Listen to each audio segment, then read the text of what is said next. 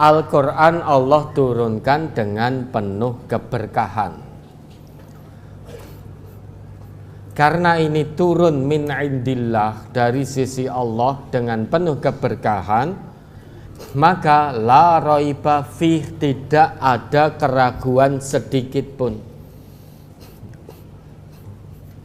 Apapun yang ada di dalam Al-Quran pasti benarnya, tidak mengandung kesalahan sedikit pun, satu huruf pun tidak mengandung kesalahan, karena diturunkan dari sisi Allah dengan penuh keberkahan. Kenapa Al-Quran kok mesti diturunkan oleh Allah? Karena manusia itu salah satu tujuan diciptakannya untuk beribadah, pengabdian tanpa batas kepada Allah. Untuk bisa mengabdi tanpa batas kepada Allah dengan cara yang benar, maka Allah harus turunkan kitab suci dan utus Rasul untuk menjelaskan kitab suci itu kepada kaumnya.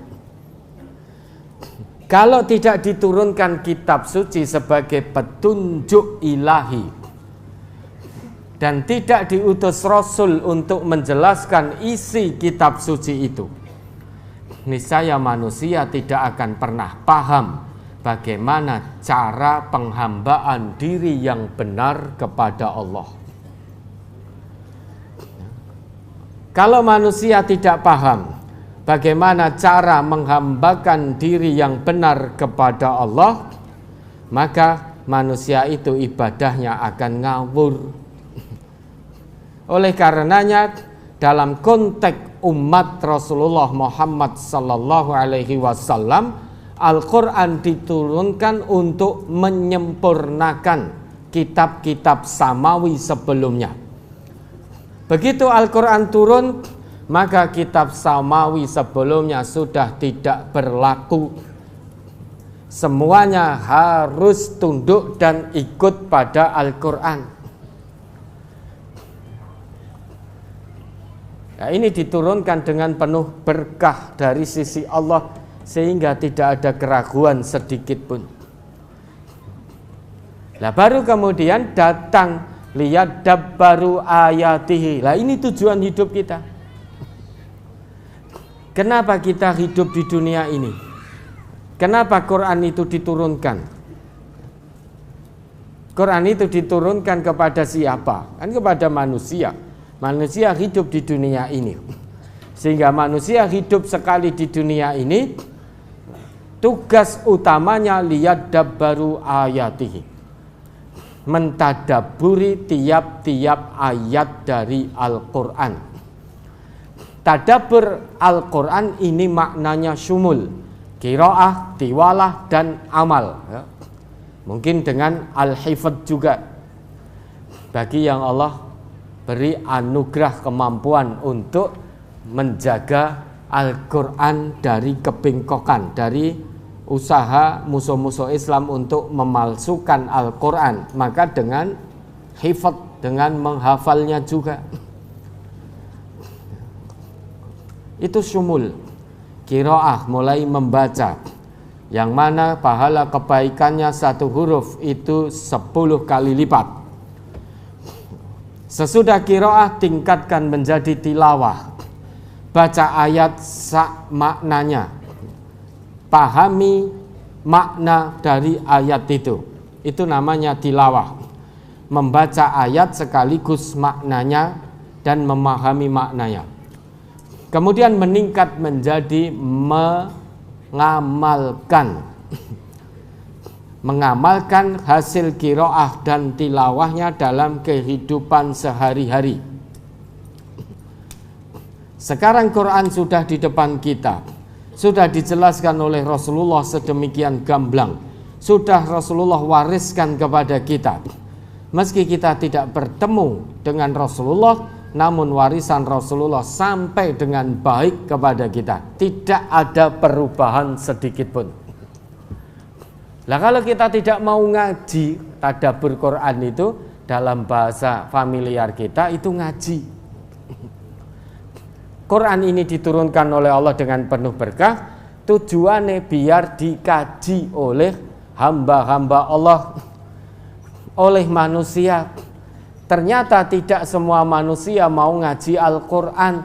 Sudah tahu itu mubarakum min indillah, penuh berkah dari sisi Allah, sudah tahu la raiba fih, tetapi mereka ada di antara manusia yang tidak mau ngaji Al-Quran. Kalau ngaji Al-Quran saja tidak mau, bagaimana bisa paham tentang kandungan isi Al-Quran? Kalau kandungan Al-Quran saja tidak paham, bagaimana bisa beramal sesuai Al-Quran?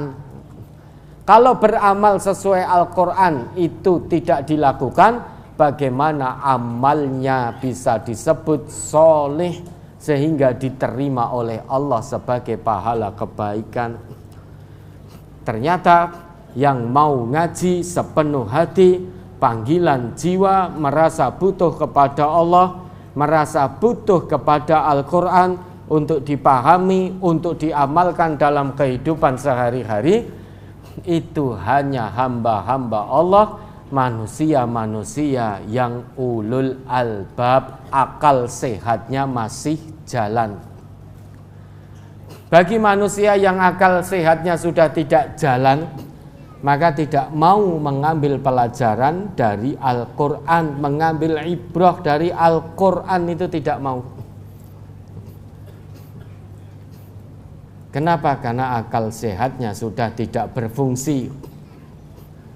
Akal sehat sudah tidak berfungsi bukan berarti kok terus edan, itu bukan loh ya. Bisa jadi otaknya jenius, IQ-nya di atas rata-rata,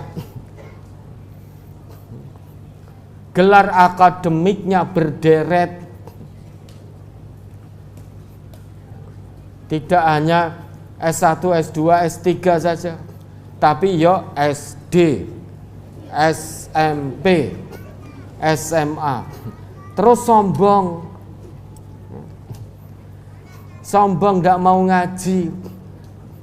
Kalau mendengar ayat Quran dijelaskan dari orang yang kebetulan secara akademik hanya lulusan SD, sedang dia S3 atau profesor, dia tidak mau dengar. Alah, sing menyampaikan hanya lulus SD kok, masa nuturi Quran, jelaskan Quran. Ya aku wegah kok, aku profesor, aku S3. Padahal S1 itu berapa tahun Bapak Ibu sekolahnya? Kalau lancar 4 tahun, 3,5 tahun atau 4 tahun. S2 berapa? 2 tahun ya. S3 bisa 2 atau 3 tahun. Baru 4 tahun atau 2 tahun atau 3 tahun kok sombong. SD 6 tahun enggak sombong kok. SD itu berapa tahun? 6 tahun. 6 karo telu karo papat karo loro, oke ndi? Banyak SD yang sekolah 6 tahun saja tidak sombong kok. Sing sekolahnya mung 4 tahun, 2 tahun, 3 tahun lah kok sombong. SD yang 6 tahun saja tidak sombong kok. Kan begitu. Maka hati-hati Bapak dan Ibu ya.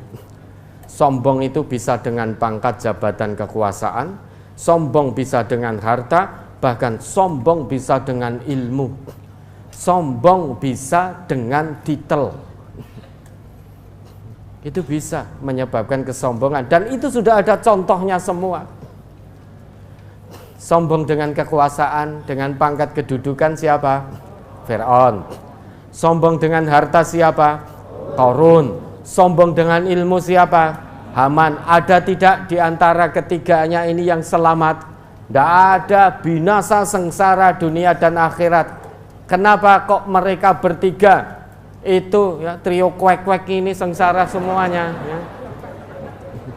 Karena itu hidup sezaman. Kenapa mereka mati dalam azab dan nanti di akhirat disiksa oleh Allah, seret ke neraka? Kenapa itu terjadi? karena tidak mau ngaji kepada Nabi Musa. Artinya tidak mau ngaji kepada apa yang dibawa oleh Nabi Musa. Hidupnya di dunia hanya sekali, tidak mau ngaji. Akhirnya sombong, binasa seperti itu. Nah, ini mudah-mudahan maka keluarga ibu dinasehati, urip ming pisan ning donya kok ora gelem ngaji. Kalau tidak mau ngaji, bagaimana bisa paham tuntunan Al-Quran? Bagaimana bisa berjalan di atas jalan yang lurus, kenal Al-Quran saja? Tidak. Sedangkan salah satu fungsi Al-Quran, yahdi lillati hiya aqwam, akan menunjukkan seseorang pada jalan yang paling lurus, sehingga tidak ada yang menyamai lurusnya Al-Quran, apalagi menandingi. Tidak ada itu. Yang paling lurus hanya Al-Quran. Kalau Al-Quran saja tidak dikenal, tidak mau mengenal, tidak mau mentadabburi, bagaimana dia paham? Kalau tidak paham, bagaimana dia bisa beribadah kepada Allah secara benar? Kalau tidak beribadah kepada Allah secara benar, bagaimana amalnya bisa dikatakan soleh sehingga diterima sebagai pahala kebaikan di sisi Allah? Kan begitu. Maka rugi. Hidup sekali, hiduplah yang berarti. Untuk menjadi hidup sekali itu bisa berarti ngaji dan amalkan hasil kaji. Ada lagi?